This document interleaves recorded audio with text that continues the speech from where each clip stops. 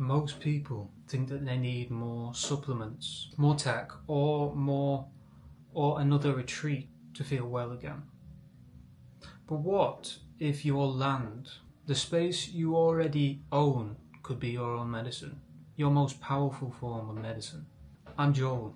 I'm a permaculture designer who helps busy professionals transform their land into spaces that actively support their health, clarity and purpose. Now, if you've ever looked at your property and thought, I know this could be something more, but I don't know where to start, this video is for you. So let's get into it. The first part, the problem with modern wellness.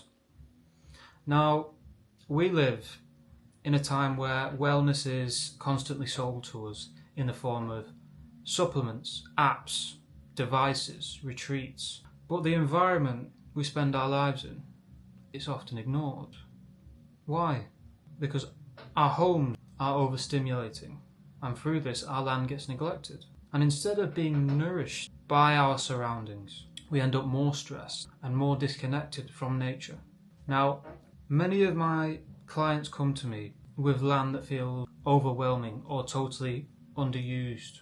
And yet right outside their door, they have the potential to create a space that supports their nervous system, their productivity and their overall well-being. Now the truth is, though we say in the modern day, need to heal the land, etc., the real truth is your land wants to heal you. You just have to let it.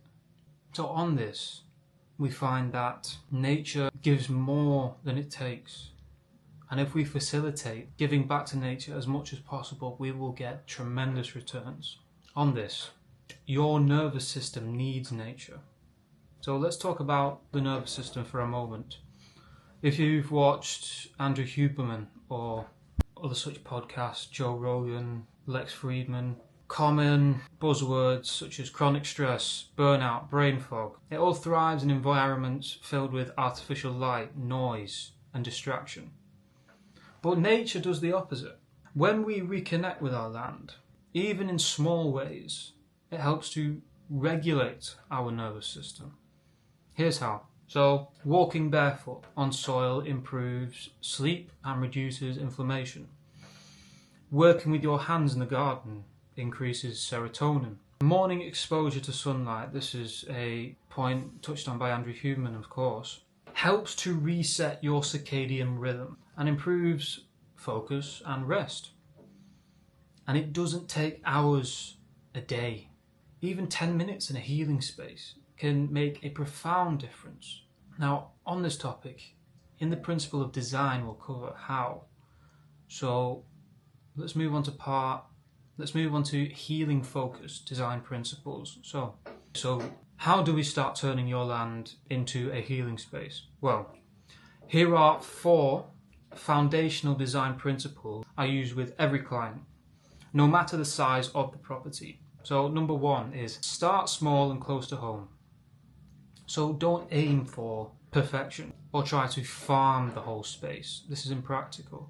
Begin with one small zone that's easy to access. Maybe just outside your kitchen door. Put a nice patch of herbs there or some flowers for decoration. Number 2 is design for light and rhythm. So using morning light for movement or for sitting out on your bench with a cup of herbal tea. Also create shaded areas for rest. And design with your natural daily flow in mind. Not just your workflow, but your genetic flow, your biological flow, so to speak, how your body responds. And number 3 is plant with purpose. So grow herbs that regulate the nervous system, like chamomile, tulsi, lemon balm, these sorts of things. And grow greens that are high in minerals, chard, Swiss chard especially, kale, these. And think of food as medicine, but also the space as medicine. The food gives you nourishment, physical medicine, but the space provides mental medicine. It refreshes your mind through being in presence, through having presence within nature, through having communion with nature. You refresh yourself. Of course you do. And number 4 is build ritual into the land. So have a path you walk through at sunset, a bench to sit down on, to breathe and meditate, a corner for morning tea or prayer. And when design supports ritual, healing becomes a part of your daily life. Now I'll give you a real life example of this. So I recently worked with a woman who was working full-time in healthcare, and she was completely burnt out. Obviously, our hard-working healthcare professionals deserve everything and more that they get, and not in a bad way.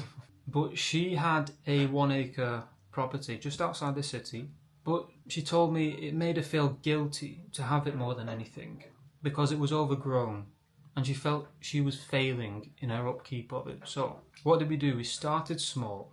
We cleared a path to the back corner of her land. We started with access. We planted a mix of calming herbs and low maintenance perennials, added a simple wooden bench under an elder tree, and created a small space for morning journaling and tea with a bench. And we installed a little pond just in the depression in the land, in a little low site. 6 months later, that corner became her sanctuary. She told me she feels more clear, steady and present, and that the land feels like, as cringe as it sounds, a friend now, not just a burden. That's the power of intentional design. So for this, here are a few action steps and an invitation for you. So if you're watching this and you've got access to land, even a small piece, and you don't have to wait to start creating a healing space. So here are 3 small steps you can take this week. Number 1 is choose one healing plant to grow. So start with lemon balm, calendula or tulsi, or even chamomile. These are easy to grow, powerful for stress, and great for digestion as well, especially when used in teas or tinctures or tonics, these sorts of things. Number 2 is identify your stress zones.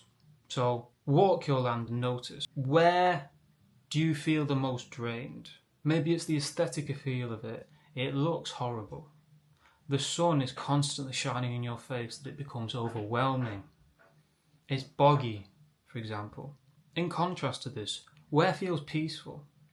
Perhaps it's a nicely shaded area with a little bit of sun coming through, but not too much. You hear the birds in the background. There's a nice apple tree nearby you can put fruit off, or blackberry bushes. Take this into account and use that awareness to guide change in your land. And number 3 is create a ritual space.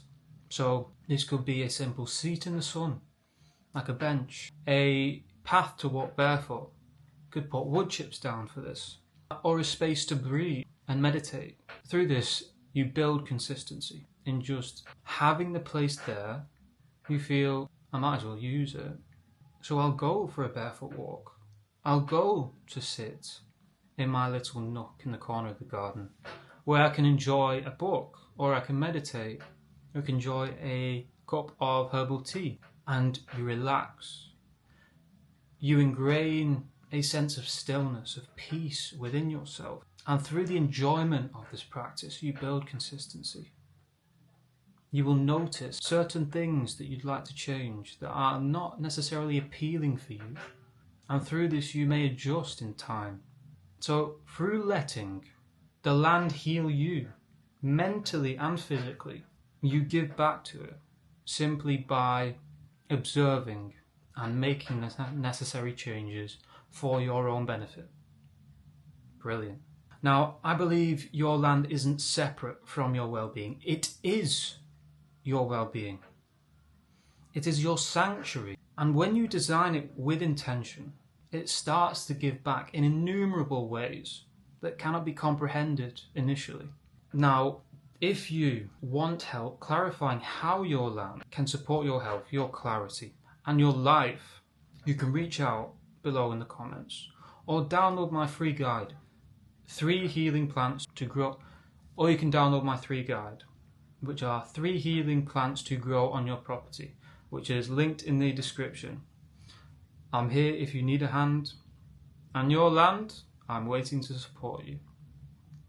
Have a good day.